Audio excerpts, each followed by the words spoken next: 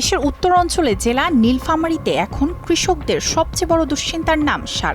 বরাদ্দের পরও পর্যাপ্ত পরিমাণ সার পাচ্ছেন না বলে অভিযোগ করছেন জেলার কৃষকরা। এই তো আমরা জায়গা জমি সব চাষ করে রেডি করছি, এখন সার আনবো, জমি আবাদ করবো, তা তো ডিলারের কাছে যাচ্ছি, সার পাচ্ছি না। দোকানদারের কাছে যাচ্ছি, সারের দাম বেশি, এক গাড়ি পাওয়া যাচ্ছে না, 2 গাড়ি এসে কাজে সার নেই। এই জেলায় চলতি অর্থবছরে এখন পর্যন্ত সারের সরকারি বরাদ্দ দেওয়া হয়েছে ৪৭,৫৬৯ মেট্রিক টন। গেল অর্থবছরে ছিল ৪৯,৮১৩ মেট্রিক টন। যেখানে আমার চাহিদা 5 বস্তা, সেখানে সার পাচ্ছি আমি 1 বস্তা, আর 4 বস্তা কোথায়? এই 4 বস্তা কিন্তু সরকার দিয়েছে ডিলারকে, এই 4 বস্তা কিন্তু ডিলারের ঘরে নাই। আমরা যে চাহিদা সার চাই, সে চাহিদা সার পাই না। কালকে থেকে আমার গাড়ি 4টা বাজে তো এখানে দাঁড়িয়েছি, আমার কাজ করে নাই, কিন্তু 10 বস্তা 12 বস্তা ব্যবসায়ী নিয়ে যাচ্ছে। জেলার বড় একটি অংশের সার সরবরাহ নিয়ন্ত্রণ হচ্ছে ডোমার উপজেলার গোমনাতি ও আমবাড়ি বাজার ঘিরে। খুচরা ব্যবসায়ীদের অভিযোগ, একটি সংঘবদ্ধ চক্র পরিকল্পিতভাবে কৃত্রিম সংকট তৈরি করে নন ইউরিয়া সারের প্রতিটি বস্তায় অতিরিক্ত 300 থেকে 500 টাকা পর্যন্ত হাতিয়ে নিচ্ছে। এগুলা বড় বড় ব্যবসায়ীগণ বস্তা পাল্টাচ্ছে, যেমন বস্তা পাল্টার পরে এটার দাম 200 টাকা বেশি। সার 1050 টাকা মাটিয়া সার, আর মার্কেটে সার পাওয়া যায় 1500 টাকা, 1450 টাকা, এরকম দেয় না। 300 টাকা 400 টাকা বস্তায় বেশি, 500 টাকা বেশি দেয় বস্তায়।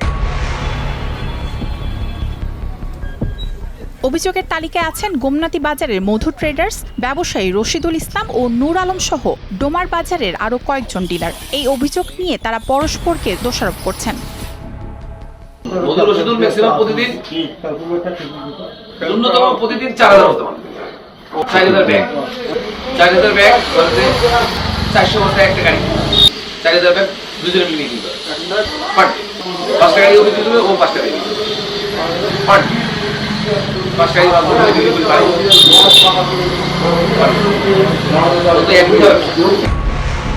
এক সার বিক্রেতার দাবি, নীলফামারীর জন্য বরাদ্দ করা সার অন্য জেলায় পাচার হচ্ছে। আবার মূল ডিলাররা কমিশনের ভিত্তিতে সার বিক্রির পুরো দায়িত্ব সাব ডিলারদের হাতে ছেড়ে দিচ্ছেন বলেও অভিযোগ এসেছে। যে আমি মাধ্যম সাব ডিলার, মূল ডিলার তারেক, উনি কি আসেন না?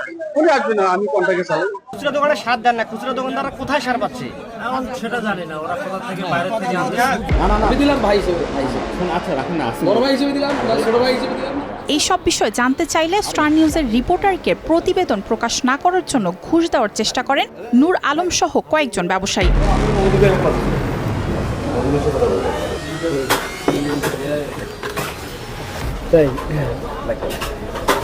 আইসেন, আমি আপনাকে সম্মান করলাম, রব্য জানবেও না কিছু না, খালি আইসেন দেখে এই জন্য আমি কোনো সাংবাদিককে কোনো করি না।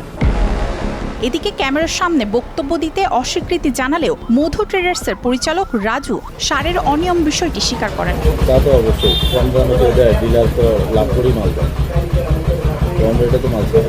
তাহলে এই সারটা কোথা থেকে আসতেছে? কেউ তো বাইরে থেকে ইম্পোর্ট করে আনতেছে না, দেখেছেন আনতেছে কিনা? এটা সব উদ্যোগীর মাল। তাহলে এই মালগুলো যে সিন্ডিকেট করে যে রেটটা বেশি, এটা একটা খারাপ। তবে জেলার ডিলারদের দাবি, সার বিতরণে কোনো অনিয়মের সুযোগ নেই, বরাদ্দ কম থাকায় সার সংকট তৈরি হচ্ছে। শতভাগ যেভাবে সরকার নীতিমালা আছে সেভাবে আমরা বিতরণ করতেছি। প্রত্যেকটা সারের বস্তার হিসাব আমাদের কাছে লিপিবদ্ধ আছে। এখানে একটি বস্তা সারও কেউ বাইরে বিক্রয় করার কোনো ক্ষমতা নেই। একজন কৃষক তার যে পরিমাণ জমি আছে সেই পরিমাণ চাইলেও আমরা সেটা দিতে পারতেছি। প্রথমত এটা হওয়ার কারণ চাহিদার তুলনায় এটা বরাদ্দটা কম। সার সংকটের বিষয়ে জেলা কৃষি সম্প্রসারণ অধিদপ্তর ও বিএডিসির কর্মকর্তারাও সরাসরি ক্যামেরার সামনে কথা বলতে রাজি হননি। আর জেলা প্রশাসক বলছে তার কাছে সার সংকট নিয়ে কোনো তথ্য নেই। আমরা গত সার ও বীজ কমিটির যে সভা হয়েছে মাসিক সভায়, সেখানে সব কৃষি অফিসাররা ছিলেন, সবার সাথে কথা হয়েছে যে কোথাও কোনো সারের সংকট নাই, ওনারা জানিয়েছেন। আপনার তথ্য দিয়ে আমাকে সহযোগিতা করেন, আমি আমার ইউনো এবং কৃষি অফিসার থেকে নির্দেশনা দিয়ে দিচ্ছি যাতে এটা কঠোর মনিটরিং করা হয়, কোথাও যাতে এই ধরনের সিন্ডিকেট তৈরি হতে না পারে। সরকারি মজুদের পরও চাষিদের হাতে সময় মতো সার না পৌঁছালে কৃষি উৎপাদন ব্যাহত হওয়ার শঙ্কা স্থানীয়দের। Desk report, star news.